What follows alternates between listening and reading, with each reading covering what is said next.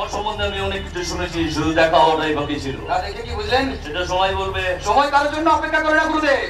ঘড়ির কাঁটাটা খুব বেইমান, নিজের আপনজনকে ফেলে রেখে দূরে চলে যায়, আর যখন যায় পুরো ব্যাপারটা না উল্টে দিয়ে যায়। আরে তুমি হয়তো আমার সম্বন্ধে কিছু জানো না, সেই জন্য এতগুলো কথা বলছো। আরে বাবা, জানি বলি তো সার্টিফিকেট দিচ্ছি। আর সার্টিফিকেট দিচ্ছি কুস্তি বিচার করে, আপনার সার্টিফিকেট দিচ্ছি ওই এমএলএ এমপি প্রধান পঞ্চায়েতের মতো টাকার বিনিময়ে নয়। ওদের গ্রামে এসেই দেখছি সবকিছু বুঝে গেছো। গ্রামে থেকে শুধু অপরাধীদের পোশাকটা খুলেছি, নোংরা চরিত্র বাঁকা শরীরের চামড়াটা অনেক আগেই খুলে নিয়েছি গুরুদেব।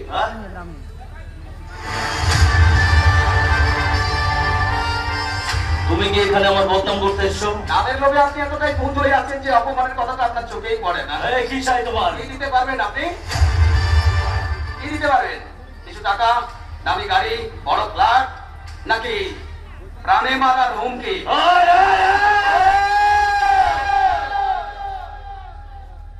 নিচে নিচে নিচে গলার আওয়াজ নিচে নামিয়ে কথা বলুন। আস্তে, বেশি উচ্চ গলায় কথা বলবেন না, নাহলে আমার মতো এই গ্রামবাসীরা না আপনার আসল চরিত্রটা জেনে যাবে। কি বলতে চাও তুমি? বলতে চাই তো অনেক কিছু, কিন্তু এখন নয়, কারণ আপনার মতো আমিও দেখার অপেক্ষায় আছি কি অপরাধের শিকড়টা মাটির কতটা তলা পর্যন্ত গেছে। তুমি কি আমাকে সন্দেহ করছো? না না না না না না, সন্দেহ আপনাকে করছি না, তবে সন্দেহের তালিকা থেকে আপনাকে বাদও দিতে পারছি না, কারণ এই সুন্দরপুর গ্রামে ঘটে যাওয়া ঘটনার বেশ কয়েকটা যোগ কিন্তু এই শান্তি আশ্রমে আছে। খবর যখন পেয়েছি তখন তো আমাকে ছুটে আসতেই হবে। ওটা আমি হতে পারবো না, কারণ ওটা হতে গেলে সব সততার বিসর্জন দিয়ে যে বেঈমান হতে হবে, যেটা আমার পক্ষে একেবারেই সম্ভব নয়। এই সমাজে ভালো হয়ে বাঁচার ইচ্ছা আছে? আছে আছে আছে আছে আছে, কারণ বেঈমানের মনুষ্যত্ব যদি চাদরটা গায়ে জড়ানো থাকে, ভগবান না সেটা আমার কাছে স্বচ্ছ কাচের মতো বানিয়েছে। এখানে উকি মারলে আপনি দেখতে পাবেন সততার ঝলমলে ঝলমলে আলো। তুমি কিন্তু সাপের গর্তে ঢুকে পড়েছো।